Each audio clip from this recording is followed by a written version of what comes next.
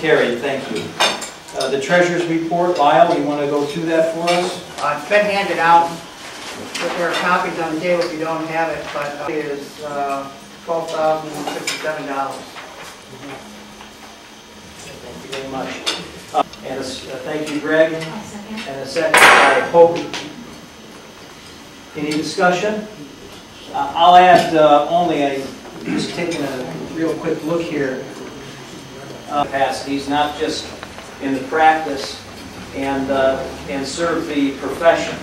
And I'd like, but we do have here Judge Willard Cass, Park Catchpole, Gerald Harlater, Arthur Bailey. Our hats off to you, gentlemen.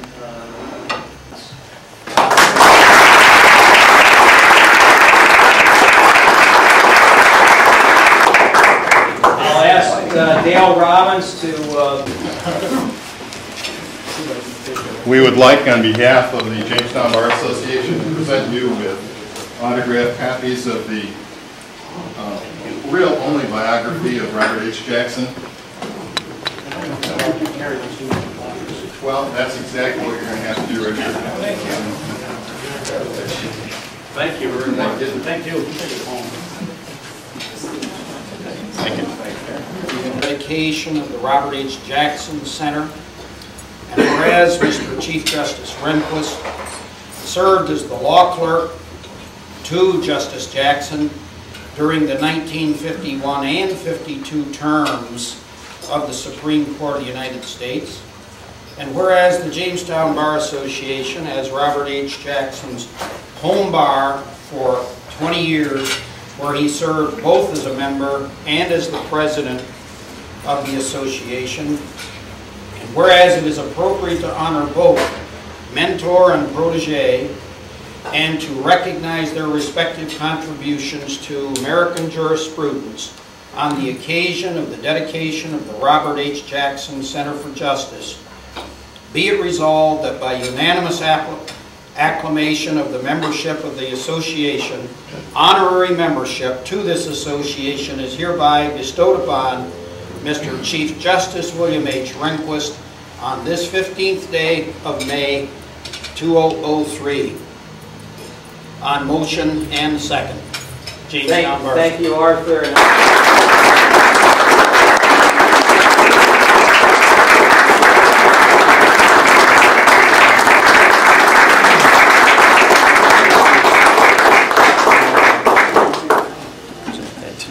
Very much. Hey, that's great. Maybe I should say a few words. You can speak right from there if you wish, if you'd like. Come on up. Well, Stan's coming up. I should note that you can hardly give him an award. Maybe we should have put Sarita's name on there, because they have truly been a partnership, and maybe the proof of the old adage that behind every good man, certainly their quiet philanthropy in the community, much of which has gone unnoticed because of its quietness, has been a real boon to the area. Stanley? Right. Yeah, well, that's true what you say. Without Sarita, I'd be lost, I guess. But this is a very wonderful tribute that you have paid to me and through Jeff. And I'll really prize this and put it on our wall at home and admire it. But it's hard for me to believe that I was admitted to the bar 64 years ago. Now that may be about the age of some of you, I don't know. And then president of the Bar Association 43 years ago. All those years I have enjoyed the practice of law very much, and the associations that I've had with the members of the bar have been very rewarding. Naturally, there were a few periods where I was not able to practice. The 4 years during World War II when I was in the Navy, and then several years I was with the Travelers Insurance Legal Claim Department, which limited my practice very much. And then, of course, when I was mayor, my practice was extremely limited. Other than that, it's been a very pleasant period of my life, and I prize my association with all of you, and I wish that I were able to know personally all of you who are here and who I have not had the privilege of really meeting you. And maybe if I attend some of the meetings of the Bar Association, I'll get to know more of you. I don't know, I wouldn't bet it. This is rather untypical. I see Brother James Weeks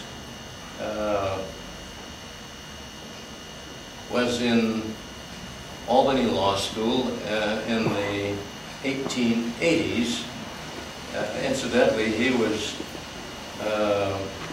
one of the charter members of the Phi Delta Phi legal fraternity at Albany Law School, which no longer has a chapter there, but he was one of the charter members. And when I went to Cornell Law School, I was fortunate to be able to become a member of Phi Delta Phi. I'm sure some of you other members here are part of that fraternity. Then I spent much of my time, even in my teenage, to go to my uncle's law office, Emmett Ross, who was very dear to me. And when I did practice law, I was in association with him and my brother, Ross Weeks. And then, as Jeff has mentioned, in association with Warren Erickson. Sorry that he is not here, but he's out on his farm cutting wood today, I believe, where he is most of the time. And then I was very fortunate to be taken in by Chuck Hall and Seth Piazza, which I was very fortunate in that association, and I admire them very much. But now, I wish to thank you very much for the honor of recognizing me today and this beautiful plaque, which is going to be a great remembrance for me. Thank you very much.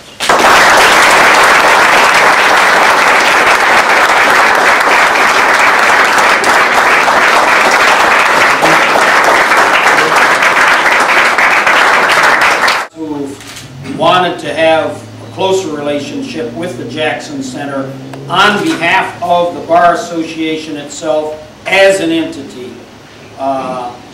We planned and desired to have a special room, a separate room, a physical room, a perpetual part of the Jackson Center itself, in addition to whatever philosophical views that members and officers of the association that come and go, theoretically and hopefully, the dedication of this room done with the Bar Association's funds, thanks to the incredible effort and success of Dale Robbins in the fundraising of it. We now, today, have the following resolution, which I offer on behalf of the Bar. whereas the Robert H. Jackson Center for Justice has been established in Jamestown, New York to honor our native son and advance the ideals and principles embraced by him throughout his distinguished career, particularly as Chief United States Prosecutor at Nuremberg and as Associate Justice of the United States Supreme Court. And whereas the members of the current Jamestown Bar Association desire to pay due tribute to Mr. Justice Jackson's universally respected character traits, as well as his oft-proven greatness in legal authorship, we hereby undertake as stewards of his only home bar association to participate in the perpetuation of the Jackson Center's legacy by the funding, construction, and dedication of this separate and special room in the Robert H. Jackson Center for the permanent use by the association, its members, students, and the public who may hereafter also revere the memory of Justice Robert Jackson. Therefore, be it resolved that this room today be dedicated to such posterity and be forever hereafter known as the Jamestown Bar Association Room. Arthur, thank you very much. And I'll ask Dale Robbins, Chairman of the Robert H. Jackson Committee, in honor of his hard work and the wonderful job of fundraising he did, to second that motion. No one wants to follow Arthur when it comes to speaking on behalf of anyone or anything. But I, on behalf of this group of wonderful lawyers, this group of people who exemplify the best of the practice of law in the United States, I'd like to second this resolution. I'd like to second it because all of us come from different backgrounds. We all come here different ways. Some of us are the children of professionals. Some of us are the children of people who worked in factories, were on farms, worked in businesses. Some of us have had other careers before we got here. But we're all committed to the same things. We're committed to the principles that we've learned from people like John Goodell, from Stan Weeks, from people like Wayne Herrick, Richard Slater, Jim Abdella, Car Catchpole. We're all committed to doing the very best we can for our clients. Sure, there are aspects of our practice that deal with earning a living, aspects of our practice that deal with the total frustration of arrogant judges, crazy bureaucracies, clients that drive you crazy, problems that seem insolvable. But when it all comes down to it, we're all here because we, in Jamestown, New York, are the small country town lawyer that you hear spoken of by Robert Jackson.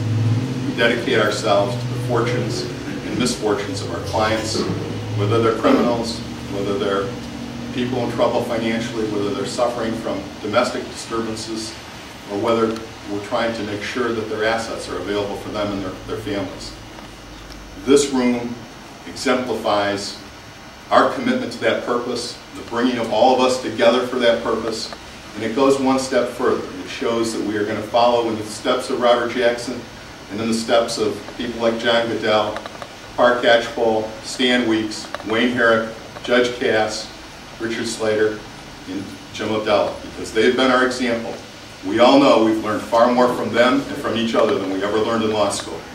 And with this commitment to our Bar Association, we can continue that process. Thank you.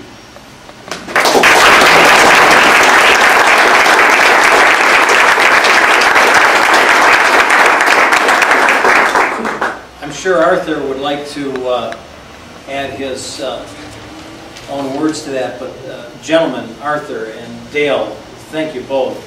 Excellent words. I think they're near and dear to all of our hearts and our own professional philosophies. I don't think there's any need to have any further discussion, and I ask for the passing of that resolution by acclamation. Thank you very much. Press, and if that's what some people thought it was fine with us because we've achieved the goal of paying for this room. You ask, well, how can $37,000 be put into this room? Think about this room as it's sort of totally destroyed. We lowered the ceiling, we had to take all of the framing down and the moldings, and we ran conduit across and down the sides of these walls so that we have computer, which will hang out here outside the room, and it'll be there forever and ever, and at least as long as I'm around here. And we thank you guys very, very much.